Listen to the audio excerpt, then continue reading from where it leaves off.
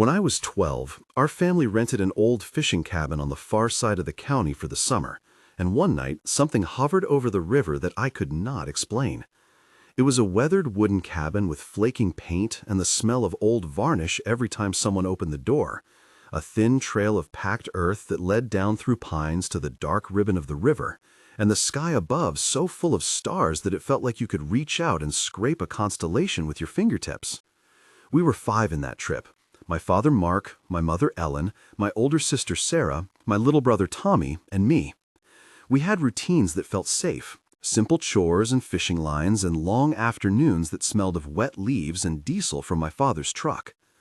The neighborhood around the lake was sparse, mostly cabins and a few year-round houses, and every evening the air carried the sound of water under the bank and the rustle of small animals in the brush.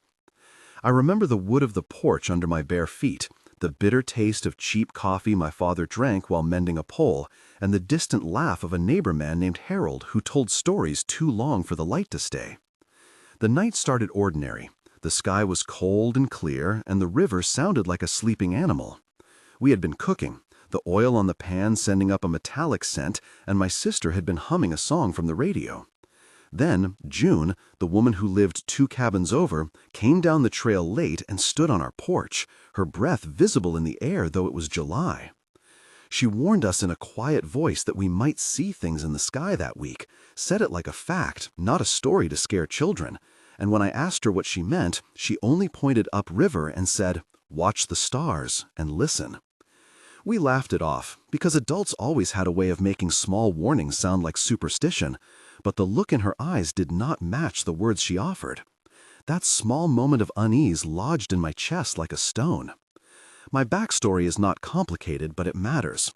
I grew up surrounded by practical people.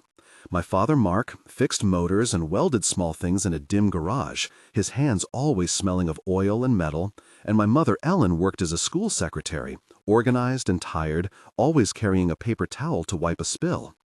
My sister Sarah wanted to leave town and see cities with lights that never went out. She read maps and dreamed in verbs. And Tommy was 5 and fearless, always with a scraped knee and a pack of fishing worms in his pocket.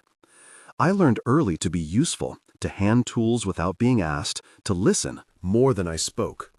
Those habits taught me to notice details other people missed, the way a voice caught on a word, the small change in how someone washed a dish. That habit of paying attention is what made what happened on the river night impossible to ignore. I had a sense then that the world was mostly explainable, that adults had answers, that if something strange happened, there would be a rational cause. That belief unraveled. It took time, but after that summer I carried questions that did not go away. The first incident itself was visual and immediate. We had gone down to the bank with our fishing poles because my father liked to fish by moonlight, and the air smelled damp and green and sharp with algae. The stars were bright like pins, the river reflected a smear of silver, and frogs sang in a chorus that felt as if the woods themselves were talking. I remember Tommy pointing up with a small sudden gasp, his hand cold against my sleeve. At first I thought it was only a plane, a glint or a satellite. But it was no blinking aircraft. It hung, a perfect circle of soft, pulsing lights, luminance too clean to be a lantern or a boat light.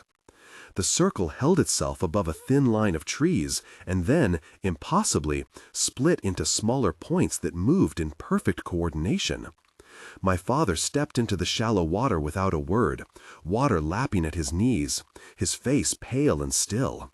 He called to us in a voice I never heard before, quieter than I expected, and then he shouted for us to run to the cabin.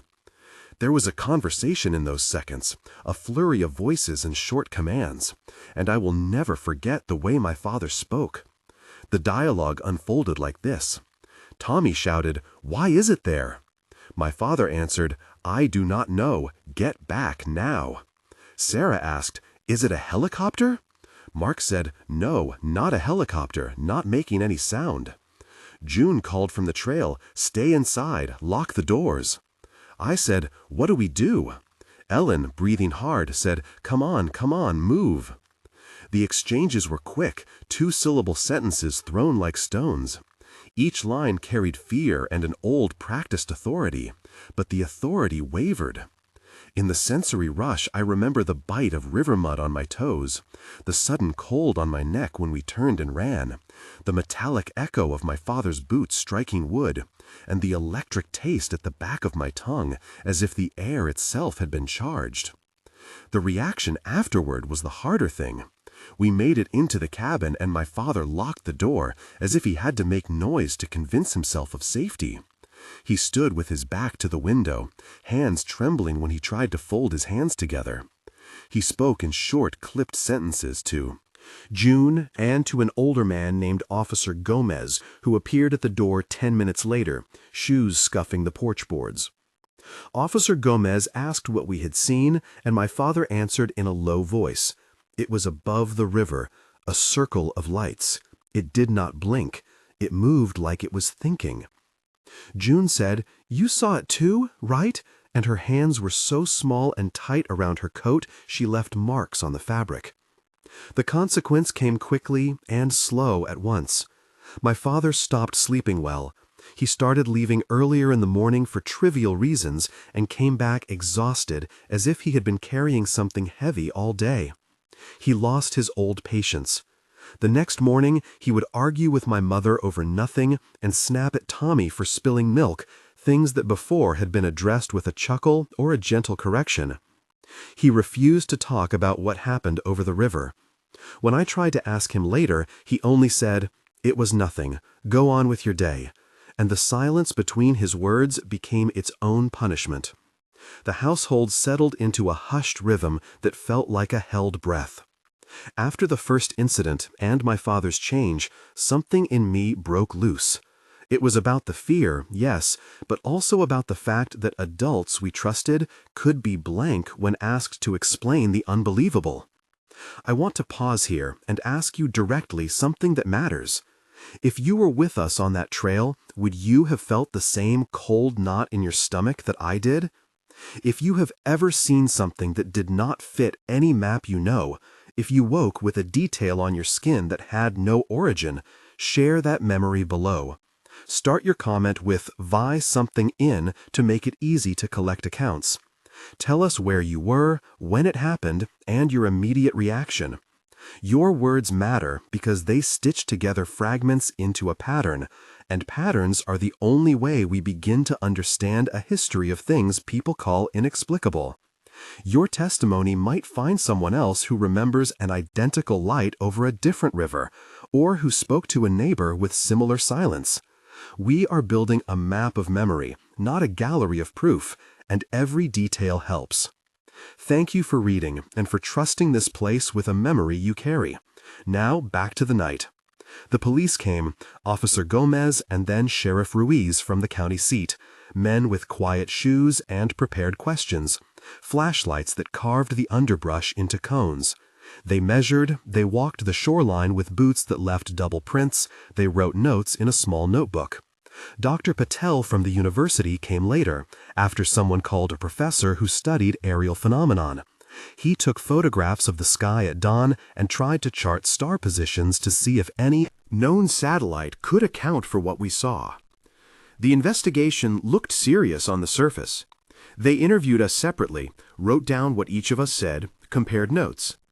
June told them she had seen lights before, in other years, and a man named Harold who worked at the marina said he had watched a circle like that once near a dock 20 miles away.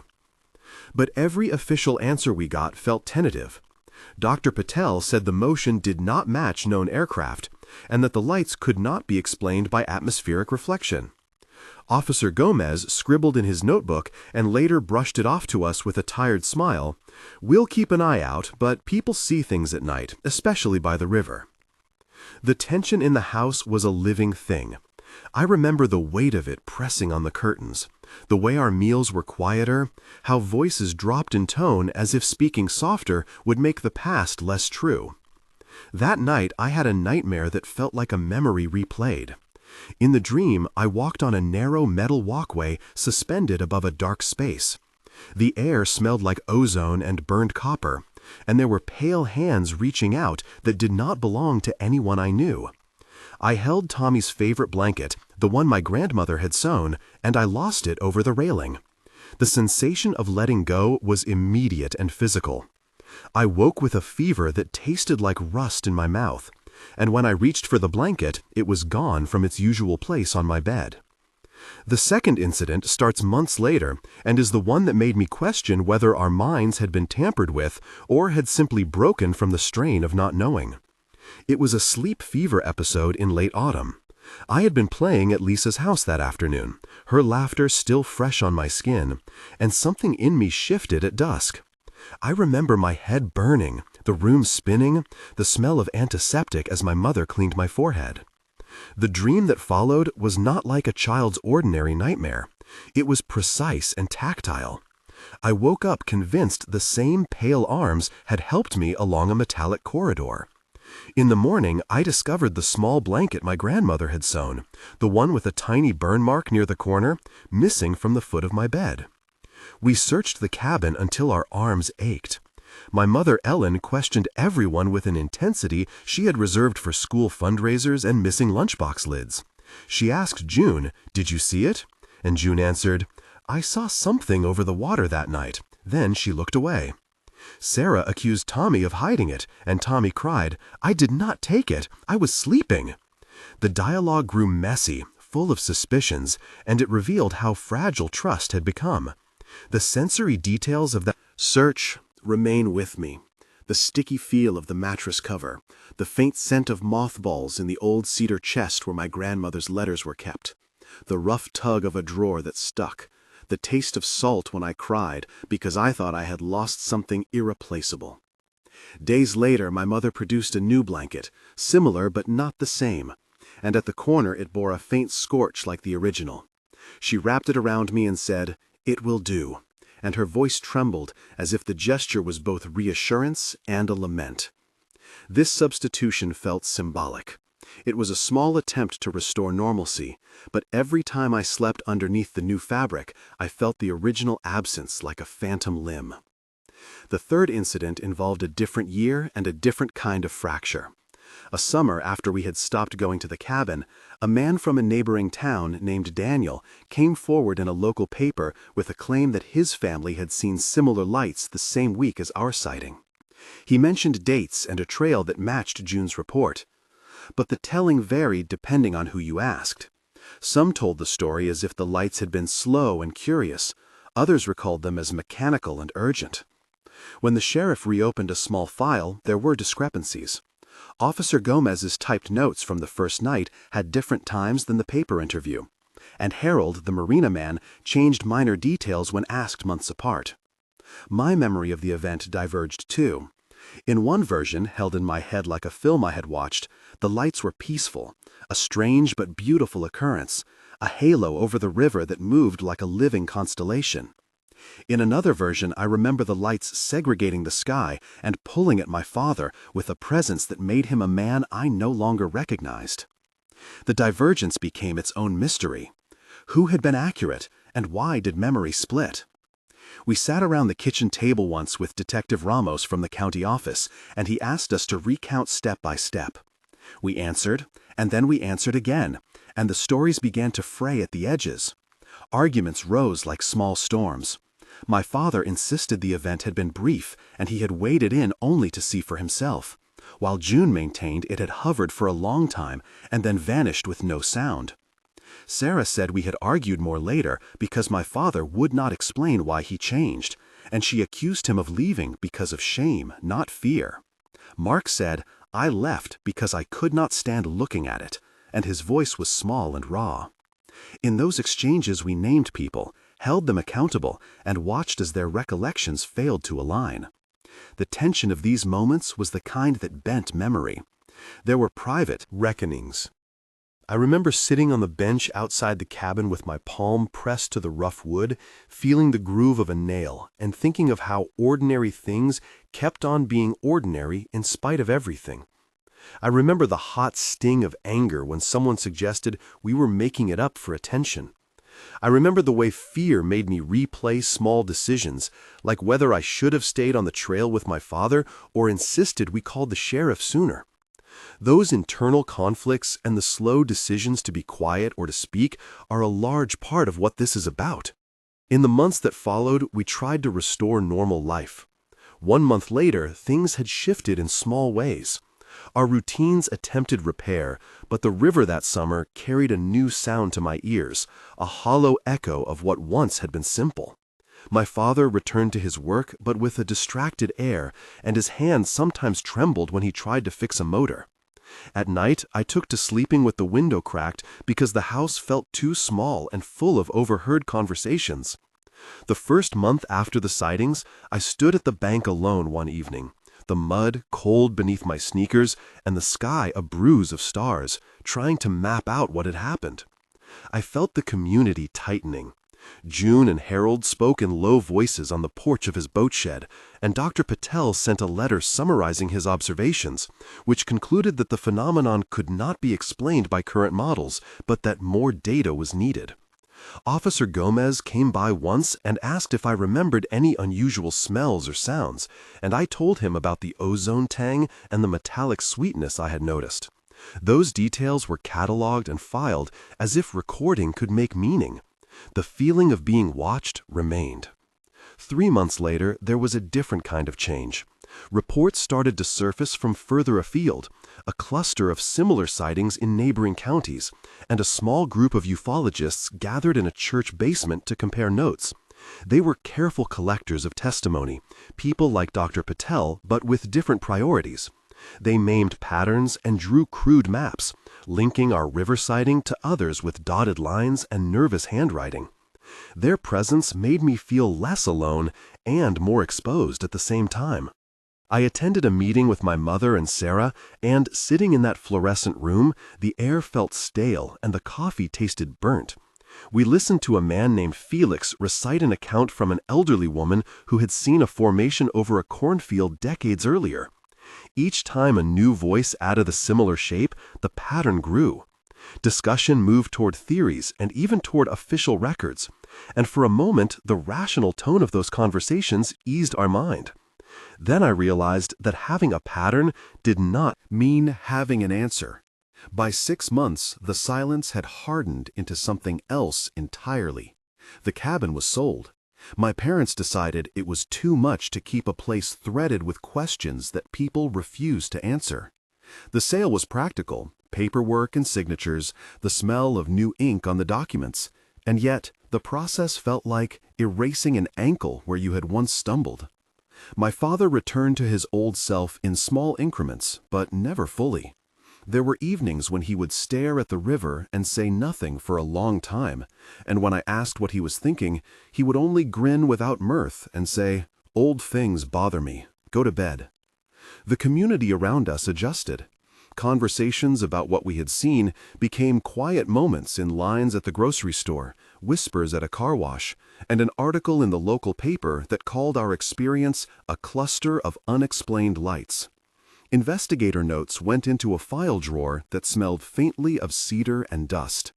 I learned to live with the memory like a scar. Sometimes it itched when rain approached, and sometimes it was invisible until someone mentioned stars. The long-term consequence was less about spectacle and more about a different baseline of trust. I saw how adults I loved could hold different versions of the same night, and how silence can function as both shield and wound. My final reflection is simple. That summer and the months after taught me that not every question finds an answer, and that sometimes the most honest thing people can do is admit they do not know. The lack of explanation never felt like closure. If anything, it made me more vigilant, more likely to ask and to listen, even to small stories. If you have seen something like this, please comment below and begin your line with "Vi something" to help us gather patterns. If this story moved you and you want to hear more collected memories and careful inquiries, consider subscribing. Before I go, one image stays with me. The trail up from the river, wet and shining in the moonlight, a child's footprints fading, the hush of stars watching us leave. Some nights leave a trail that is not easy to follow, but the footsteps are there if you look.